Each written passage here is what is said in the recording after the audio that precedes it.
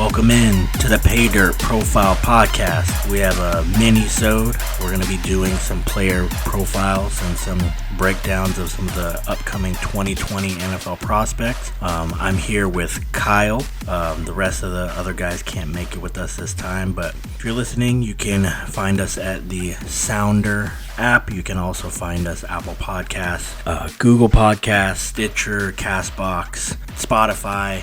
And if you want to bring us in somewhere else, then let us know. You can find us on all social medias at the Pay Dirt Profile and our Facebook group, the Pay Dirt Profile Podcast. So we're going to be doing some reviews on certain positions, and we'll be back with you as soon as possible to bring you some additional ones. Welcome back. We're doing a quarterback profile for Alabama QB Tua Tagovailoa. Tua had a big-time hip injury, as most of you already know. Otherwise, he probably would have been in discussion for the first overall pick. He's still in discussion to be a very highly selected prospect. But with coronavirus and teams not being able to do physicals with the incoming prospects and have meetings with them, it's definitely going to be interesting to see where he ends up going and how things shape up for him in the draft. So Kyle, what do you think about Tua? What are your thoughts about him and his game? So do that. Crack a good one. While I don't think he's going to be the first pick, I think everyone is, we're all pretty convinced that Joe Burrow is going to be the number one, and it has been that way for a while. I think Tua has a really good shot to be the next best. I think he's the number 2 quarterback prospect. I think he has a chance to be a really quality NFL quarterback. Obviously, the clear issue with him at this point is the hip. He's had hip injury, really the Bo Jackson one, I think is what they were calling it, and then he's had some multiple ankle injuries. So just say that he's going to be healthy the whole time. We wouldn't want to assume anything like that, but I think saying that he's going to be healthy, since the hip injury is a weird one, and I don't think that's something you would continually do. And if he's got his ankles taken care of, I think he can be a really good quality quarterback. I think accuracy, he's super accurate. Playing with some good players here, but he's able to get the ball where it needs to be, and especially the league that he's playing in in the SEC, to be good in the pocket, which he is. And I don't think anyone's going to say that he's super mobile. He is athletic. I think he's going to have good footwork in the pocket and be able to avoid some pressure, but it's not someone you're really going to design runs around in the NFL. All right. His accuracy and his pocket presence are I think, going to carry him as long as he's healthy in the league. Yeah.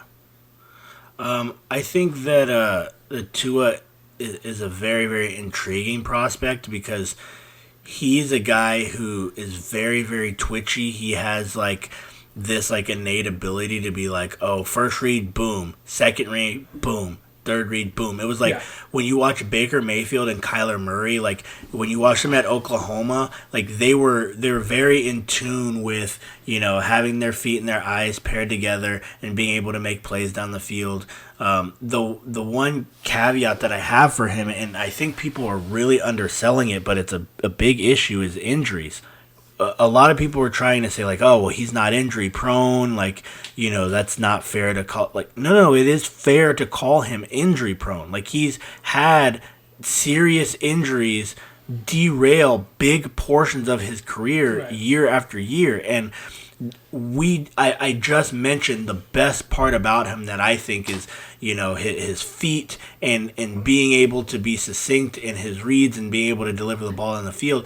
If you're having issues with lower body injuries consistently, even if you're able to play through them, you're not going to be able to be able to plant and drive and shift those feet and move in the pocket the same type of way. So even if you were to anticipate that, he's a tough guy, he'll be able to fight through it. If he nicks that ankle and he's, throwing on, a bum ankle and he's playing 80%, and your biggest trait is for you to be able to plant and move and stick and do all those things, it's like if you asked Lamar Jackson to play with a hamstring injury, like, he would still be effective. He would still be, yeah, and that's Jerry Jeudy too, so that's tough.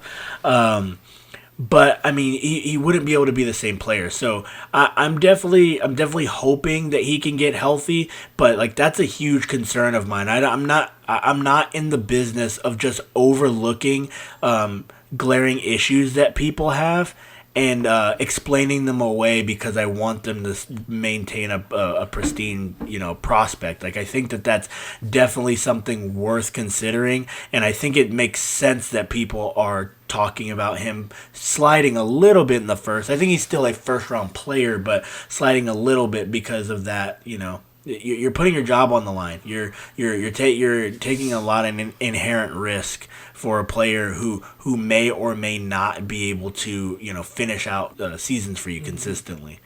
You see Cam Newton. He's out of Carolina now, and part of that was because he couldn't stay healthy his last 2 years. Right. MVP quarterback and couldn't stay healthy. So certainly would be an issue.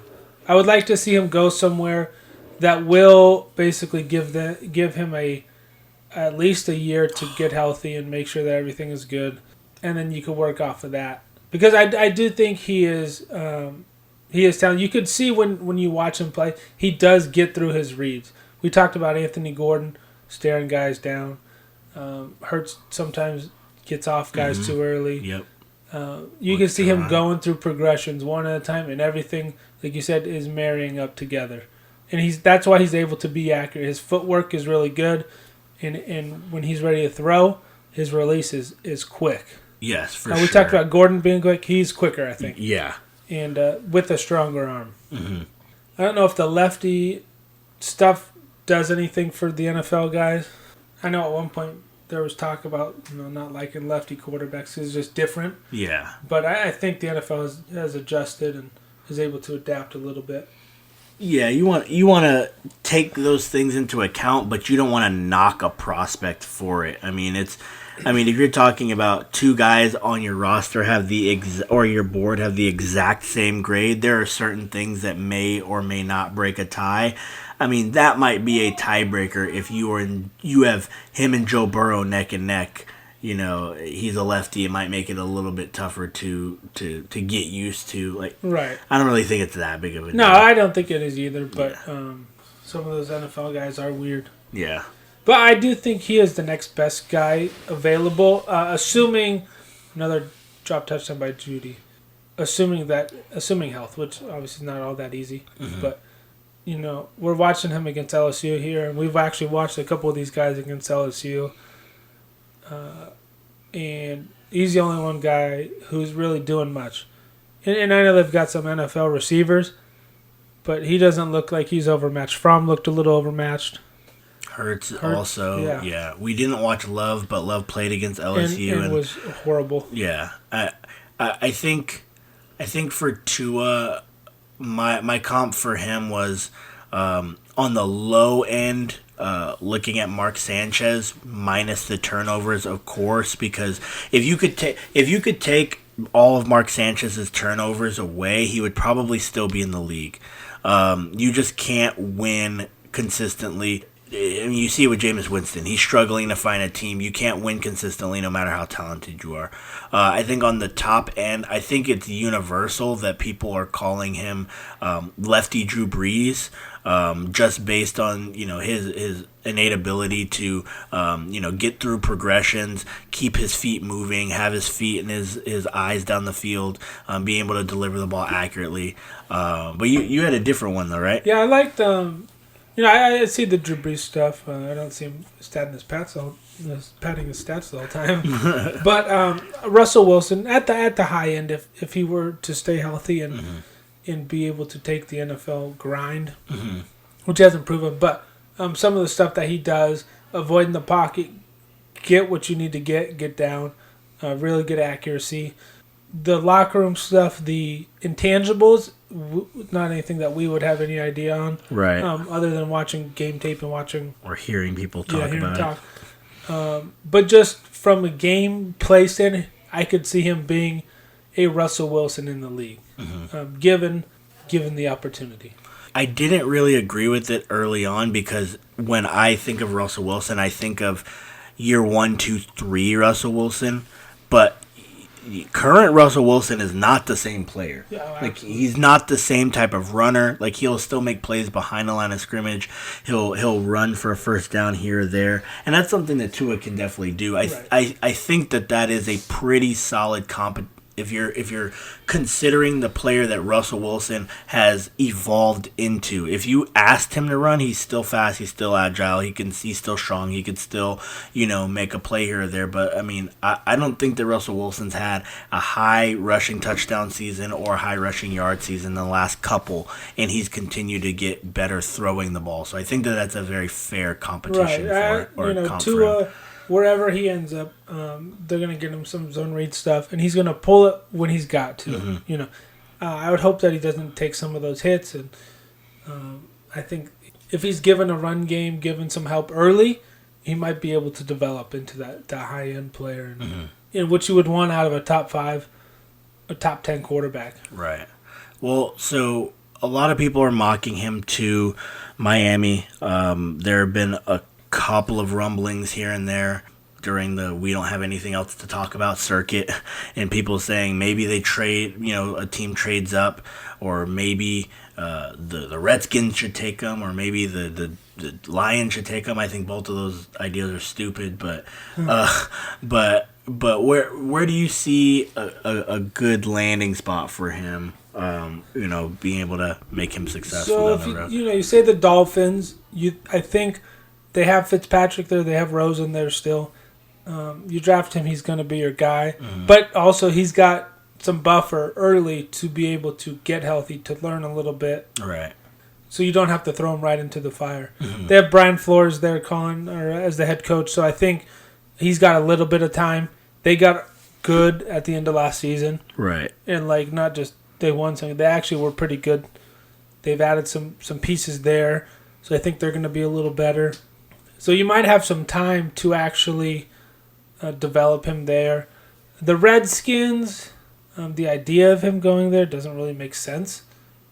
You just drafted Haskins. You just traded for Kyle Allen. People only think that because they saw the Cardinals do that with Kyler. And the league is different. There's so many good quarterbacks now that you're not good early. You might never get another shot. Yeah. Rosen might never ever play again, just because he had one bad year with a horrible coach. Right, horrible. And you see more and more of that, and the backup depth is so good that it is warranted. All these guys are throwing so long, but I think assuming that he's healthy, he might have a chance to be a good quality player. Yeah, I think we're all in agreement that Tua should be a strong quarterback for a future. I think, the only real hiccups are how healthy will he be, and will he be able to be in an offense that will be able to give him the time and the training staff and things around him to make him successful. So I'm sure we'll hear his name called early, as will we with several other quarterbacks. That's going to conclude our profile about Tua Tagovailoa, and until then, we're out.